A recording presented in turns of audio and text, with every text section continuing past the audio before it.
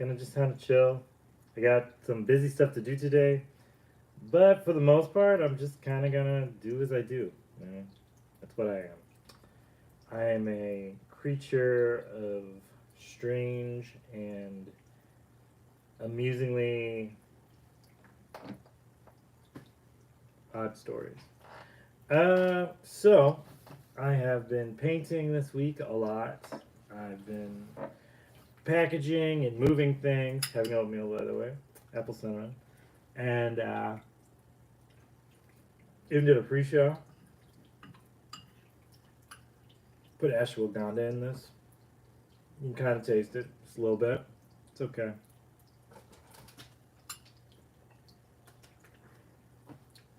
Bit devilish. Hi, producer Merch. Come here. You gonna be on the show or not?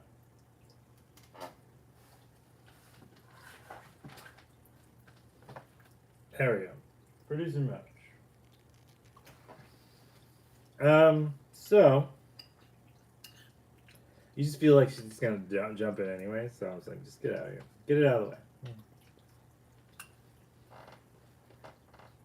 So if I thought about this, I would have waited 12 minutes to then have her come in. And then forced everyone to watch. While producer Moach decided she didn't want to be a part of our video. I bet. Good morning. SideQuest, what's up? Having oatmeal for breakfast.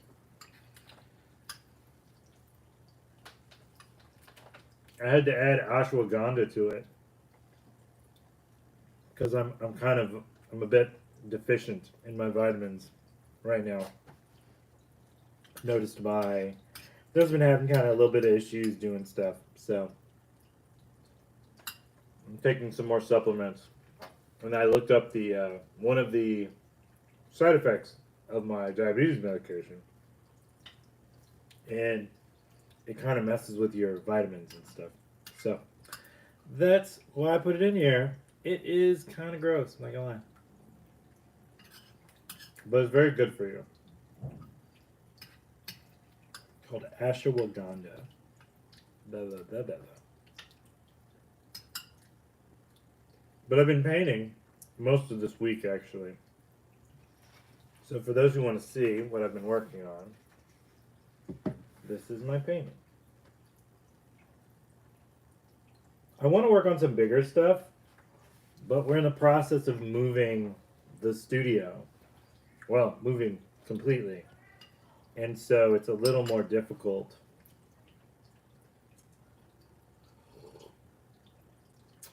Our mascot, always here. Make it so he's pointed out. That's cool. Title? I don't know yet. I haven't decided exactly what the title's gonna be for it. I'm kind of working on it. I'm still fleshing it out in a way.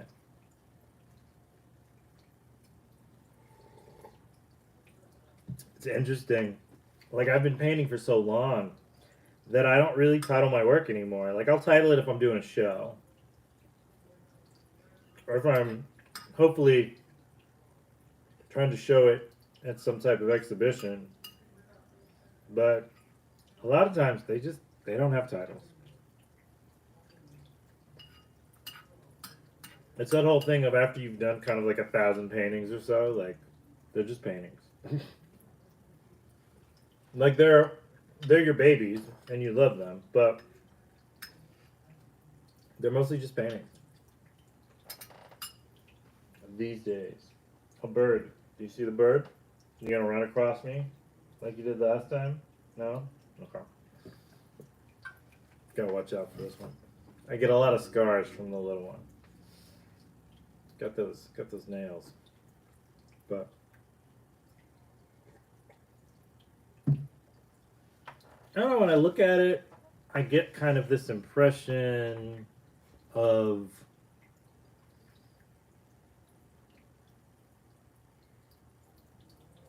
like a warrior woman in a way. If that makes any sense. So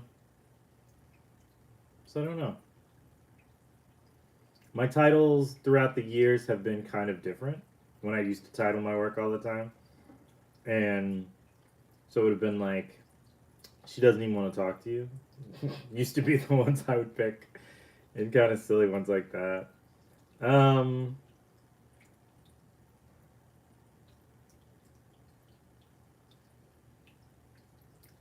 Probably like Before the World Turned Red, you know?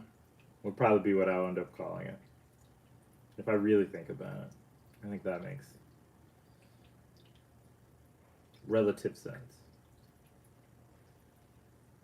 Because, topically, we're kind of in we're about to end the year, so we're getting kind of a interesting kind of choice to enter a new year. Because we all say we're going to, do resolutions and do all these things. I don't really ever do that anymore. There was a time when I did. And I realized I'm kind of like on a good path, so I'm just going to continue. So I'm just going to continue to kind of go in that direction. I'm doing shows, I'm making artwork, I'm being consistent with the channel, I'm speaking more frequently Portuguese and Spanish, so I don't feel like a pretender Afro Latino kid. I am, in fact, a well versed speaker in the silliest way possible. I'm reading quite a lot, which is nice. Right now, I'm reading Juliet Takes a Breath by Gabriela Rivera. I'm trying to read this backwards while I'm looking at it because it inverts. It's a really good book. I suggest people check it out, actually. I've been meaning to read this for years. And I saw it one day on a bookshelf, and I was like, I'm gonna buy this fucking book so I can read this book. So it's been very good to me. I'm probably only reading about 4 to 10 pages a day, but I tell people a lot of times when you're trying to work on being creative and all these things, you're meant to basically allow yourself to imagine all these things that are going on when you read books, and that oftentimes, for me anyways, helps me kind of see more fleshed out versions of paintings that I want to do. Like when I made this painting, um, I had a couple ideas that I wanted to do, and I was not sure that if I didn't write them down, that I would lose them. So, like for me, when I get an idea for a painting, hello, Moch. When I get an idea for a painting, it's kind of one of those like if I don't either run to the studio and start painting it right then, I have to take one of my notebooks out and then write a couple key phrases. And they're not really great descriptions. They're just kind of flash words that come to mind for me when I want to come back to it and work on it. Because I think for this I put red, blue sky, mix blue sky, and then textures. And red, blue sky, textures. And I was in the middle of doing it, anyways. But it was kind of one of those things where you have to, I don't know, you have to figure out what works for you artistically and then kind of lean more into that because like it helps you in the long run. You know what I mean? Like these are things that you don't have to show other people. You don't have to make sense to anyone if they were to ever see them. The idea is simply you have to be willing to like make a lot when you feel creative. Like don't put it off. It's important. SideQuest Sam said, I always feel guilty not reading any classic literature. Yeah, I mean, I haven't really read any classic literature since I was probably in high school. Minus Moby Dick. I tried to reread Moby Dick a while back. No, this is none of that statement's true. I've tried to reread quite a few classic books throughout the years. They're hard, man. A lot of those books are really hard. Like I reread Frankenstein. I reread uh, Moby Dick. I reread Siddhartha. There's a whole bunch of books that I reread that are these like really classic old, The Old Man and the Sea. Uh, there are a lot of these really classic books, and some of them are good, and some of them are not. They're not fun to read. They're just not. They're classics because they may have been like the first of their kind or some type of special thing that happened, but they're not always fun, you know? So it is difficult sometimes to read the classics of literature, you know. You might want to read Little Women, and if you do, that's great. But I think it's that whole aspect of trying to, in my life, anyways, trying to just capture the way that they spoke so that it makes sense inside of your head. Because when I read, I hear the narration in my head when I read. I did hear that there is an interesting kind of tri-brain thing that goes on when you read. For people, you either read out loud in your head with words. You see things as pictures in your head, so they're not actual like conversations or articles or whatever. And then the third, which is the most deadly, scary version, is they hear nothing. They see nothing. It's just, it's in, it's out. It's in, it's out. I feel bad for those people because I'm just like, God, you must be insufferable sometimes, and it's just interesting. So, and they can't help it, so I feel bad for them because I'm like, yeah, that's. I gotta admit, I wouldn't want to be around you after a certain point. People like to think that like they're spontaneous, they just do stuff, and it's like, no. You think about how oftentimes you think about things, and then you weigh it out a little in your head before you do it. Like it's important to have that kind of middle part that goes in there. But I think that works as well as like painting too, though. Like I can't imagine if every single painting I did, I just leapt into all of it without thinking about any of it constantly. Like I do it a lot, but I don't only do it because I go crazy. It's too much. It's too many choices at the same time. Like I like to think I have four. I have at least four brains in my one head because they all have little different art perspectives about what I like and what I don't like and reasons for what I do and I don't do. And it's interesting to kind of play with those while working on a painting, going, okay, so I could do this, and you're like, but you did it last time. You don't really want to just keep repeating yourself, and then you go, there are a lot of really great artists that repeated themselves a lot, and people love them for it.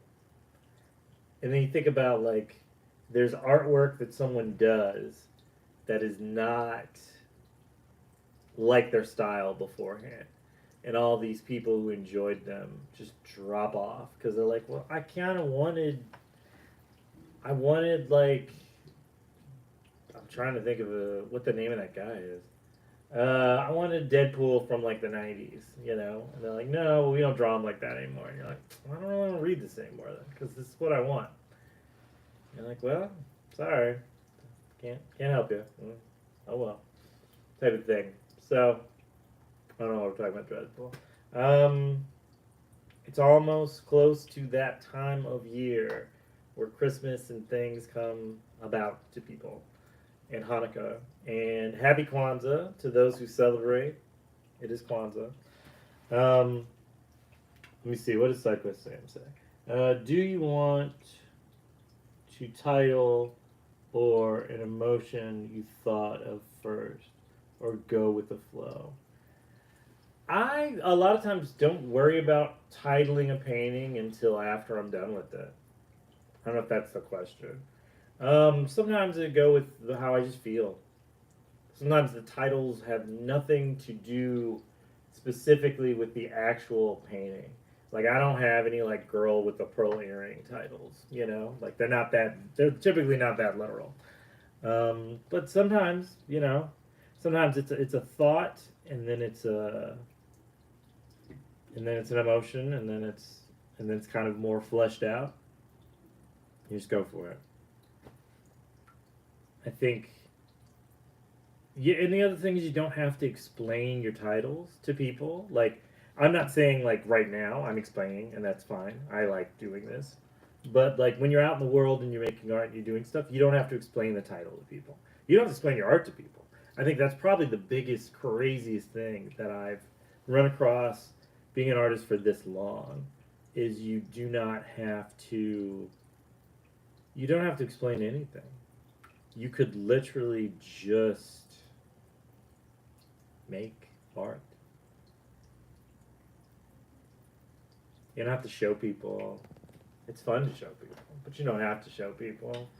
You don't have to explain it. You don't have to show it. You don't have to show it off. You don't have to ever. You don't have to keep it. You don't have to sell it. You don't have to do anything. You could just make it, put it in an envelope, and then bury it in the ground if you want. It's completely up to you. Like I joke with my wife constantly when I do these giant paintings that are like really really extensive, and she thinks are exquisite, and I think are pretty.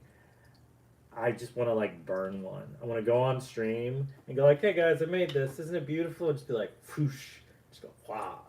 And it's just sadistic.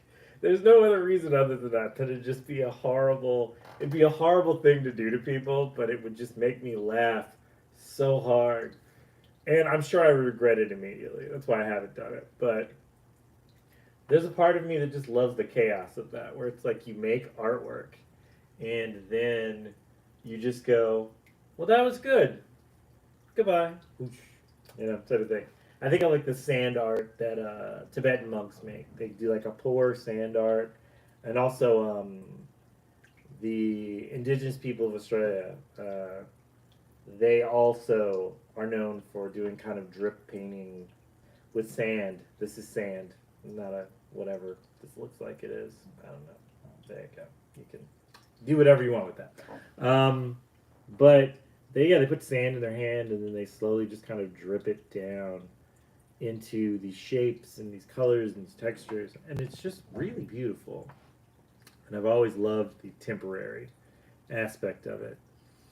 I think a lot of murals are temporary aspect type things, but like it's difficult because murals can be expensive.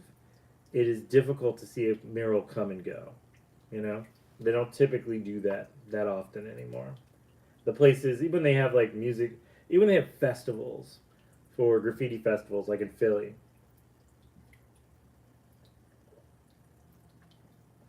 They're either on canvases that can be removed, like giant canvases or wraps that can be removed, or they move from location to location to location for each time some famous artist comes about and then puts something on a wall. And I love that, honestly. I think that's just so amazing. I wanted to be a muralist for so long. And I am a muralist, but not the muralist that I wanted to be at that time. Can you say Gandmara? Can you say Gandmara? Gandmara? I don't know what Gandmara lo. I don't know what that means. I assume I am doing something that could be used to me in a court of law. I don't know. What does it mean? I guess would be the question. Mishra, what does that mean? I'm just wondering what. You know what? I don't. It doesn't matter. I'm hoping it means good morning. It might not. Don't read things out loud that don't know what they say.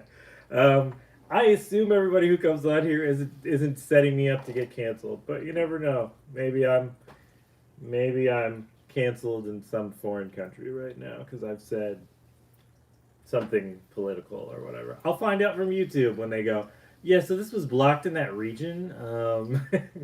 You can't, this can't be seen in this country because this entire part of the world, because you just said some crazy thing. But whatever. It is what it is. I don't know what else I'm going to do today. Actually, I do know what I'm going to do today. I have to run errands, but my painting, please check out my work. It's always up on Jaws Blake blog at, sorry, jawsblakeblog.com, my website. So until next time, my funny friends, Clarence and I, and Mochi, and Tom are heading out. So until next week, painter out. Ciao. Bye. Do it.